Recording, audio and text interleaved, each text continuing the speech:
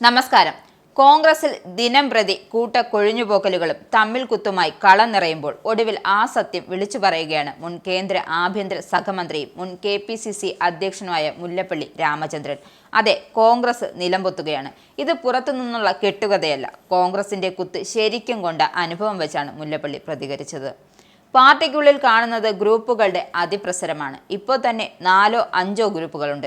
ഈ ഗ്രൂപ്പുകൾ എത്തിയതോടെ നേതാക്കളുടെ തമ്മിലടി കൂടിയത്. ഓരോരുത്തരും അധികാരം പിടിച്ചെടുക്കാനുള്ള നെട്ടോട്ടത്തിലാണ്. കോൺഗ്രസിന്റെ പാർട്ടി സംവിധാനം താഴെത്തട്ടിൽ അതീവ ദുർബലമാണ്. അതുകൊണ്ട് തദ്ദേശ തെരഞ്ഞെടുപ്പിനെ ഗൗരവത്തോടെ കാണണം. ഫലം എതിരായാൽ അണികളിൽ നിരാശയുണ്ടാകും.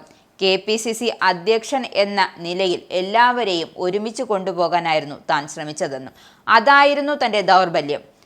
പുനഃസംഘടന ഗുണപരമായി മാറ്റണം.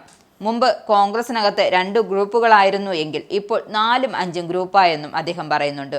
ഓരോ ഗ്രൂപ്പിലും ഇന്ന് കാണുന്ന നേതാക്കളെ നാളെ കാണുകയില്ല എന്നും കഷ്ടപ്പാടും പ്രയാസവും ഒന്നും അനുഭവിച്ചല്ല ഇവരൊക്കെ വന്നതെന്നും അദ്ദേഹം പറഞ്ഞു.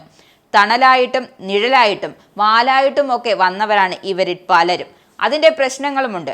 കോൺഗ്രസിന് വലിയൊരു വിഭാഗത്തെ നഷ്ടപ്പെടുന്നുണ്ട് എന്നും മുല്ലപ്പള്ളി പറയുന്നു.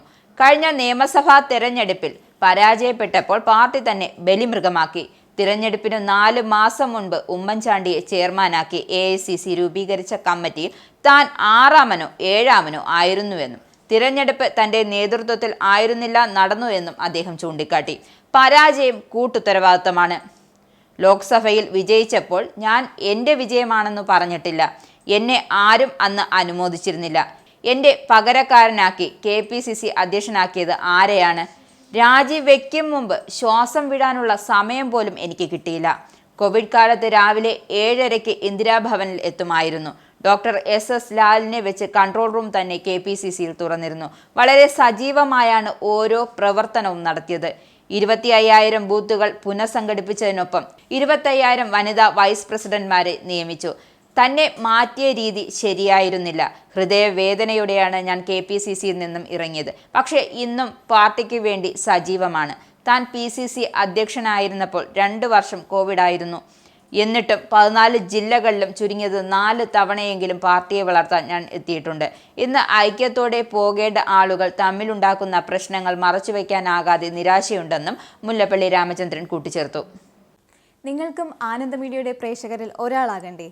യൂറോപ്പിലും US-ലും ആഫ്രിക്കയിലും അടക്കം പ്രവാസികൾ ഉള്ളയിടങ്ങളിലൊക്കെ ജനപ്രിയ ചാനലുമായി ആനന്ദ് മീഡിയ ഒപ്പമുണ്ട്.